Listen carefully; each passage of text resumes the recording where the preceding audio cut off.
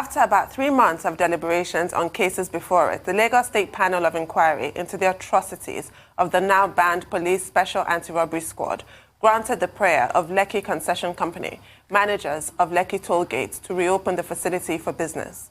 But it wasn't an easy thing to pull off, given the huge public outcry that ensued after security agents, acting on the behest of the Lagos State government, once again resorted to excessive use of force to disperse peaceful protesters on the day of the scheduled reopening.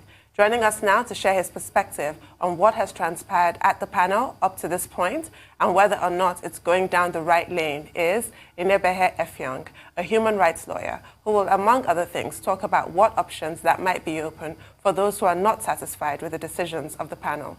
Welcome to the program. Good morning. Good morning. Thank you for having me. Inibehe, good morning. Well, I see you are in Mufti today. Welcome to the morning show. But very quickly, we just want you to do a review of what has transpired so far at the Lagos panel of inquiry. You'll recall that at the time that that particular panel was instituted, you had raised questions about the legitimacy, if you like, the legality of that particular panel. But since then, we've had several developments. The panel allowing the Lagos, the concession company, LCC, in charge of the toll gate, to fix the toll gate. We have had compensation being given out, at least to 2 persons. We have also had issues with the appearance of persons from the Nigerian Army and also from Nigeria Police. What's your assessment so far of the work of that Justice Okuwobi-led panel? Thank you, Dr. Batsi. From what we have seen so far, the proceedings of the panel, my preliminary assessment is that the work of the panel is being impeded, is being frustrated by certain institutions and individuals. Whereas the governor of Lagos State, in the exercise of his powers pursuant to the Tribunals of Inquiry laws of Lagos State, had constituted this judicial panel of inquiry to examine cases on Sars abuses and what it tagged the Lekki Toll Gate incident. Like you rightly said, the panel had since comments, deliberations, several petitions have been heard. We have also seen 2 cases where monetary compensation was awarded to victims.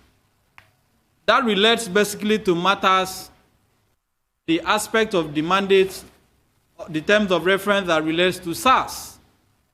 But the aspect that we haven't seen much or that has generated a lot of controversies relates to the incident of 20th of October last year at the Lekki Toll Gate, where Nigerian soldiers opened fire on unarmed peaceful protesters.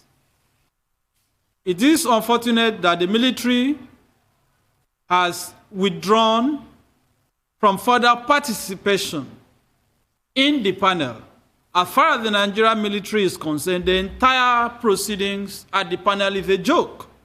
I do not believe for a second that any member of the armed forces will ever be held accountable for the tragedy, the national embarrassment that took place at the toll gate. What I have seen is a deliberate, willful, and malicious attack on the integrity of that panel. Recall that the panel had issued summons and subpoena on certain members of the armed forces. At a point, they reluctantly sent General Bello, who came to testify. Not General Bello, one of the witnesses of the military.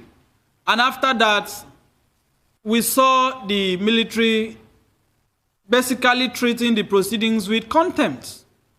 They publicly announced that they will no longer participate in the proceedings of the panel, even when there are petitions against the army.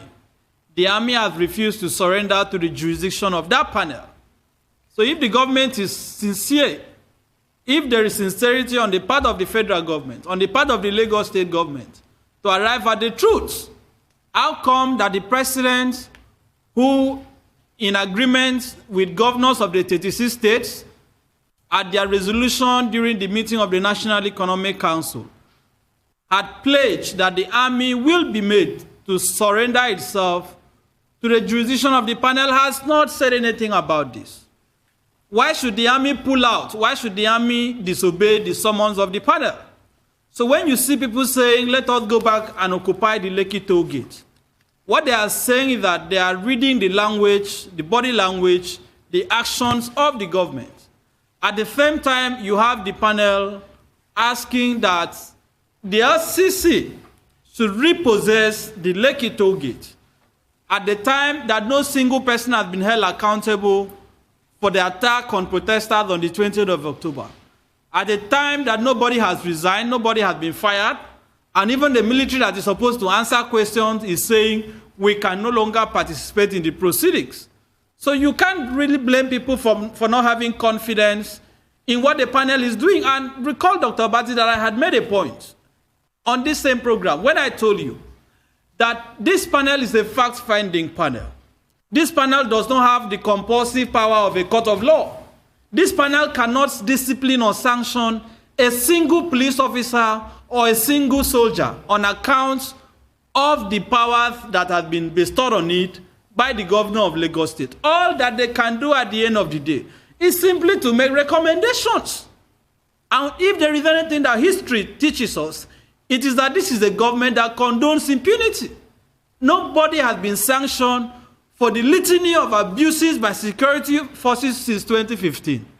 Neither the killings of the members of the Islamic movement of Nigeria, including the one that was documented by the Kaduna state government that had also set up a judicial panel, nor the killing of the members of IPOP, nor other abuses, not even the one in Rivers State recently, where people were also killed by soldiers. So when you have a regime that has not hidden its aversion for democratic principles, I do not think we should, be distracting ourselves with the fact that this panel is being truncated by the arrogance of the military. So this is the point. At the end of the day, in the final analysis, this panel will make recommendations.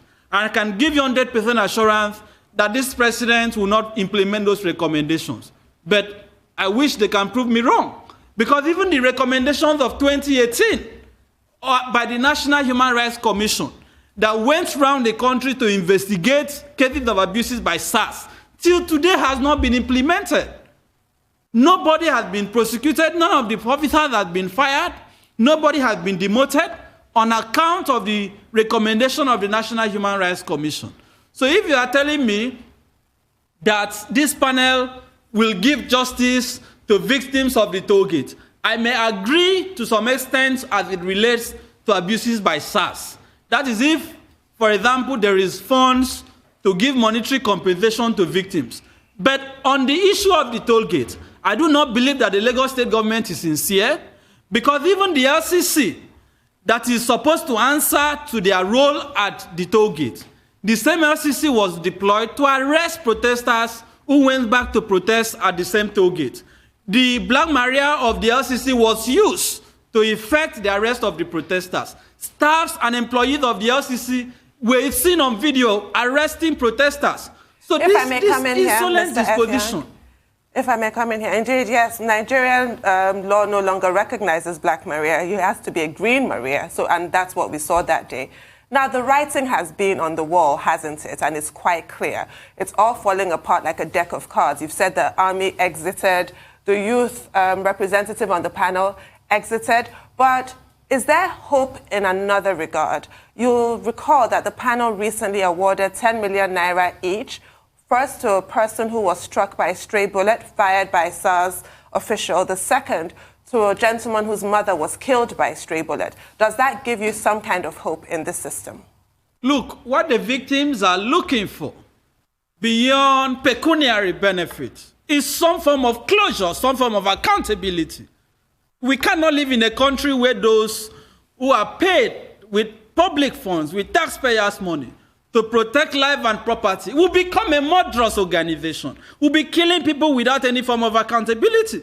So what we are saying is that beyond the peanuts, because you cannot really assuage for the killing of a human being, you cannot really replace the life of a person with money. No, you can't. But it is a welcome development that, some form of monetary compensation is being given. We hope that, that will be extended to other persons whose cases will be established. But do not forget that as I speak to you this minute, the federal government of Nigeria under the leadership of President Buhari has not set down a kobo, not one kobo, has been set aside by the federal government to compensate victims of Sars abuses across the country.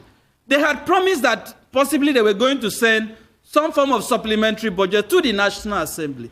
That has not been done. Throughout the 36 states, it is only Lagos that have even said, okay, let us make some form of compensation. I think Ogun had also announced, a meager amount. But what I am saying is that the governors and the presidents have taken the people for granted. The promises they made, the 5.5 demands that was made by the protesters have been totally ignored. Okay. They have not been implemented. Okay, Inibehe, two things. I want to know a follow-up to that scheme set up by the Lagos state government, to be able to make due compensation. The governor did announce that then. What's the case with that? Secondly, the panel itself. There's been some discordant tunes. A strongly worded essay by Bolo Adegborua, as regards to the decision on this LCC. And he did divide the panel. Rinuola, the youth rep, has said she's not going to be on that panel any longer. So as it is even today, reaching a quorum is quite a challenge for the panel. Correct me if I'm wrong on that. Well, what do you see as regards all of this going on? I cannot blame, Rinu for pulling out from the panel. It was a protest decision. It was a decision that she took, in consonance with the demands of the protesters, who were totally outraged by the controversial decision to allow the LCC to repossess the toll gate. The toll gate is supposed to be some form of national memorial. It is a scene of crime. So I do not understand this commercialization of a place that the blood of young people was spilled. I do not understand what the hurry is. I do not understand why there should be prioritization of the commercial interest of the LCC, which at this moment is owned 100% by the Lagos state government. So if the youth representative did not pull out, it would have only meant that she's not listening to the people she is representing. So for whatever it is worth, whether for symbolic purpose, I entirely support and endorse a decision to pull out from that panel. But in any event, even as at today, if you look at the basis for our pulling out, the basis for the position taken by Mr. Ebon Adeguruwa is saying, the LCC declined to furnish the forensic expert engaged by the panel with certain materials to show the authenticity of the videos that they brought. So what you have seen is that, to some extent, there seems to be a willful decision to obstruct the work of that panel, both by the Lagos state government and the federal government. But I don't understand what the hurry is. The head of the LCC said on a popular radio station in this country, in this Lagos, that today he cannot even say how much they make from the toll gate. I don't think we are serious people at the country. That somebody will come publicly to say, I cannot tell you what we are making from the toll gate. Well, and we just gloss over it. Well, Inibehe, on that note, let's take a quick commercial break, and then when we return, the conversation will continue. Please stay with us. We'll be right back.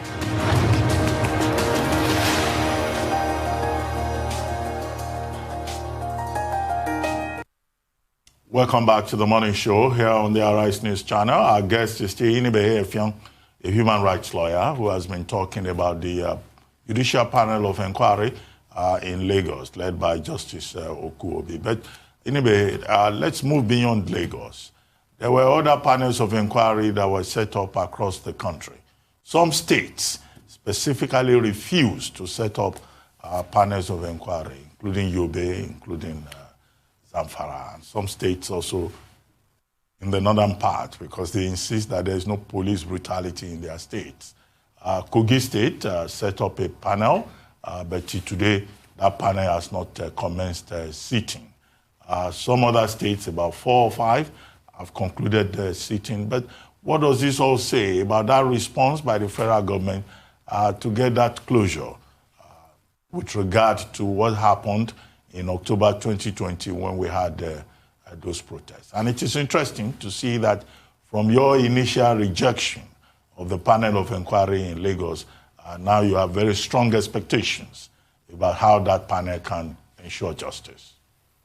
Dr. Barthi, what it shows is what we have always known. We have, a cancerous ruling elite in this country that treats the grievances of the people, with contempt. That explains why these governors, are nonchalant, are not worried about the killings by the police across the country. Don't forget that at the height, at the pinnacle of the NSAS agitation, of the NSAS protest, we had governors from the northern part of the country, coming together to say, that this is a southern thing, that it doesn't affect them, that the North had nothing to do with SARS, that they did not have a problem of police abuses. But that is very far from the truth. What they did was to resort to, their usual primitive politics of identity by whipping up ethnic and religious sentiment to polarize the conscientious young people of this country who had taken it upon themselves to demand accountability. That explains why they are not bothered about it. But if we follow what is happening in the news, Nigerians, whether North, South, Muslims or Christians, or atheists, are being killed across the country, from the North to the South. Just, a few days ago, I read that, people were killed by the police in Kaduna State in the guise of enforcing COVID-19 lockdown. So this is not just something that is limited to the southern part of the country. But that brings us to the question, can anybody convince me today that there is no justification for young people to say they want to go back to the streets? If the government makes a commitment to the people, the National Economic Council, comprising of the 36 governors and the vice president who represent the president, came with a resolution that they were going to empanel commissions of inquiries. Until date, you have state governors that have shown disregard for that commitment. What that tells you is that they are telling Nigerians, they are telling the youths that you have the right to go back to the streets. That is my interpretation, of what you have mentioned. Speaking of interpretation, I want to ask you a question, again, moving away from Lagos, even moving away from panels. The recent comments, which are today's This Day front cover, of the governor of Zamfara State, Mr. Bello Matawalle, saying that if Nigerians knew who was behind the kidnappings, we would all be, our mouths would be agape and what have you. Similar comments were made by his counterparts in Katsina State, Bello Masari. Now, we know that Section 308 of the Constitution does not, even though it confers immunity, it's quite limited, as was tested in court a few times by the late, great Gani Fawehinmi. So if there's no legal protection for making these kinds of claims, what nature of protection is there? Because you and I could not publicly make such a statement. The DSS would swoop in immediately. The same DSS that has waded in to the strike with the Cattle Herders Association, they have invited those people. But they have not invited these governors to shed more light into these people terrorizing Nigeria. Well, I will answer by asking a question. Where is the commander-in-chief? I don't know if you can tell me, where is the commander-in-chief of the Federal Republic of Nigeria? Well, you have to answer the question yourself. Dr. Barthi, I don't know. My simple answer is that I do not know where the commander-in-chief is. There is a clear lacuna in the presidency. You can't convince me to the contrary. When somebody went to the ballot, this is a man who sought power for 12 years, 2003, 2007, 2011, he wanted to be president by all means. Nigerians gave him a chance in 2015. Despite his failures, the mandate was renewed in 2019. And as of today, we are being ruled by proxy. Gabashewu is the one issuing, offensive statements every day, telling us what the president is saying, as if the president is incapacitated. Where is the president of Nigeria? Because when these governors are saying these things, when some of them pretend to be helpless or are genuinely helpless, where is the commander-in-chief? We saw our, Air Force men who were involved in the unfortunate air disaster mishap. They were buried. The president was not there. Our troops are being slaughtered in the north. The president is not there at their funeral. When last did the president talk to Nigerians? When last did we see the president grant a media charge? When last did we see the president speak with the victims of these kidnaps? When last did we see the president personally taking responsibility for the killings and the rampage that is going on? So if somebody is telling me that I have a president, I will raise an objection. Because the president that I want should not be a decorative president. It shouldn't be a portrait that, is occasionally brought out for photo ops, just to have some form of proof of life. Why have we lowered the bar? Why have we reduced this responsibility? When governors are making these incendiary comments, the other time you had the governor of Bauchi State coming out to say, herdsmen can carry arms. They are justified to carry AK-47. You have the governor of Zamfara State saying, I will still continue to dialogue with bandits, with terrorists. You have the governor of Niger State saying a different thing. What you are seeing is a nation in crisis. It's a nation in peril. It's a nation that is lacking in direction and leadership. And, we keep trying to be politically correct. The reality as that today is that nobody can tell me that I have a commander-in-chief. You cannot be commanding from your bedroom. Okay. You have to lead from the front. That was what he promised. Okay. He said he will lead from the front. Okay. Today he's not even leading from the back. Okay, I want to quickly get your reaction still as we're extending this matter. Number one will be, I'll come back to Lagos and I'll ask you another national question. Number one will be, what's the state of the Lagos panel now? Because there's been some discordant voice. Ebolo Guru is saying this, and that will affect reaching a quorum. Correct me if I'm wrong on that. So what's the state of that panel now? And two, what's your reaction to words attributed to the likes of Gumi that says, let's not call them bandits, let's call them something else. Let's call them probably national treasures. We have less than 2 minutes to less than 2 minutes for that. Well, the panel is still sitting. I believe they still have quorum. I want to assume so. Let us see what they will come out at the end of the day. On the very insolent and objectionable comment of Gumi, which he made, in your station, I am happy Nigerians have, justifiably derided that very toxic comment. But do not forget that if some other person other than Gumi had made that comment, the State Security Service would have been all over the place looking for that person. But Gumi has not been invited for interrogation. He's even saying don't call them terrorists. He is romancing with them. He's even saying no, that journalists are criminals for calling criminals criminals. That is why I asked the question, are we really a country of serious people? Why has Gumi not been invited for interrogation? When Bishop Kuka raised concerns about the clear nepotism in this regime, we saw how he was attacked. When the former deputy governor of the CBN, Obadia, made a comment, we saw how he was harassed and haunted. Why is Gumi being treated differently? So when you have the SSS arresting somebody for calling for the resignation of the president, the same Buhari that demanded the resignation of Jonathan, Point well made. The question. Point well made. Inibehe Effiong, we want to thank you for joining us. And if you are still in doubt, you have a commander-in-chief. His name is Muhammadu Buhari, and he's in Aso Rock in Abuja, I guess. But thank you for joining us.